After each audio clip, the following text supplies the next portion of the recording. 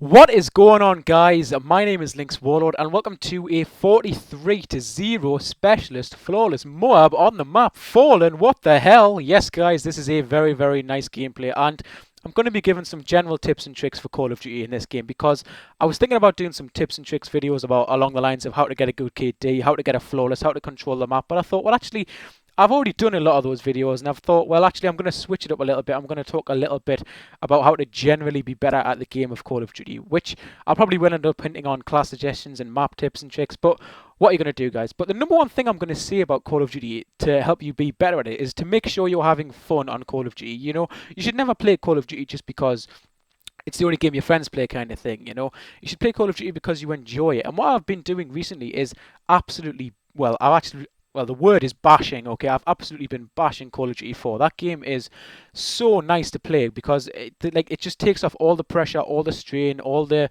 all the ambition that you have on Modern Warfare 3, and it just brings it back down to base, you know. UAV, airstrike, attack helicopter, that game is so fun. And what I've realized is I went and had, I think I was on Call of Duty 4 for 6 hours, and then I came on Modern Warfare 3 for a little bit. Got three MO.A.Bs in three consecutive games, guys. I don't know what happened, but that game just something flicked. It switched me into beast mode, and I went beast mode. Unfortunately, they were quite long-winded MO.A.Bs, so I may or may not upload them. But anyway, this is a 43-0 MO.A.B, guys, so I better be talking about that gameplay. Now, in this gameplay, I am using the FAD, the FAD, and the reason I'm using that is because I wanted to get it gold so I could continue my 100 kills with series, and I do have it gold at the moment.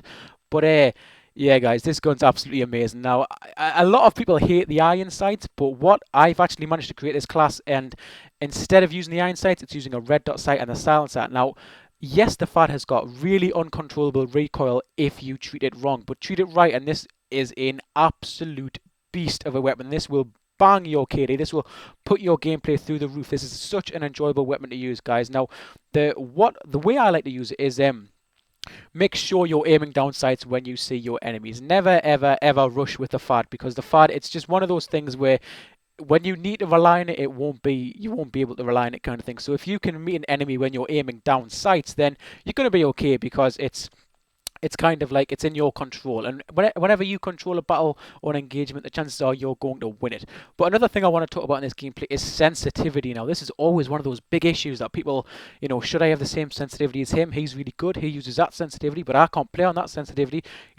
What is the big issue with sensitivity? Well, for me, sensitivity is what you want it to be. It defines your playstyle sensitivity, and it does actually, and so does button layout. I always think you should use tactical personally, but I'll get onto that after talking about sensitivity. Now, for me, the biggest contributing factor to sensitivity is how close you are to your television or monitor, and game style, of course. But now, if you're really close to your TV, like really super close, then obviously you want to play on a low sensitivity, because you're going to be seeing things as they're happening, and you're going to want to be able to turn that stick quite slowly, okay, guys? So definitely a low sensitivity. But if you're sitting on the other side of the room, then you're going to want a high sensitivity, okay? Now, I don't know why that works, but it just always seems to work for me. Now, my sensitivity is a 4 at the moment. I used to play on a 5, I used to play on a 6, I used to play on a 7, I used to play on a 2 and a 3, okay? And my sensitivity, by the time I've probably said this, is probably going to be changing, but I played on a 4 pretty much throughout the whole time in Modern Warfare 3, and it's been really good to me. Now, I'm going to talk actually about control freaks.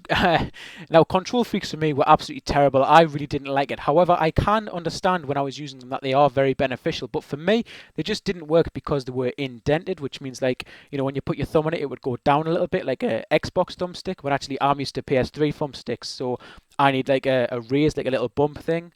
So yeah, they didn't really work for me, guys, but I do still recommend them because they are only a couple of dollars or a couple of pounds. So yeah, go ahead and get those if you want.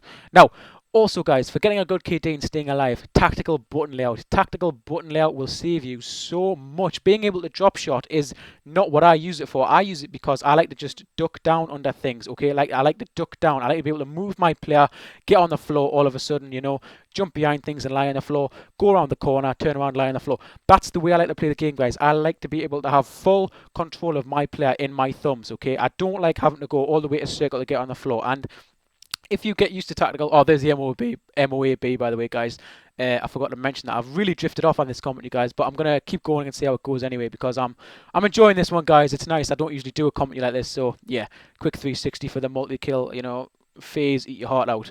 Now, I don't even remember what I was saying, guys. But anyway, over this bit of the map, I go on such a tear. You know, after you just get a MO.A.B and the game's coming to an end, and you go on those really, really good tears because you just like you forget all your rules. You start rushing. You start playing the map how you really want to play. You know, all rules go out the window. This is what happens to me, and I go absolutely ham because I don't know how many kills I'm on at the moment, but whatever it is, I get at least another.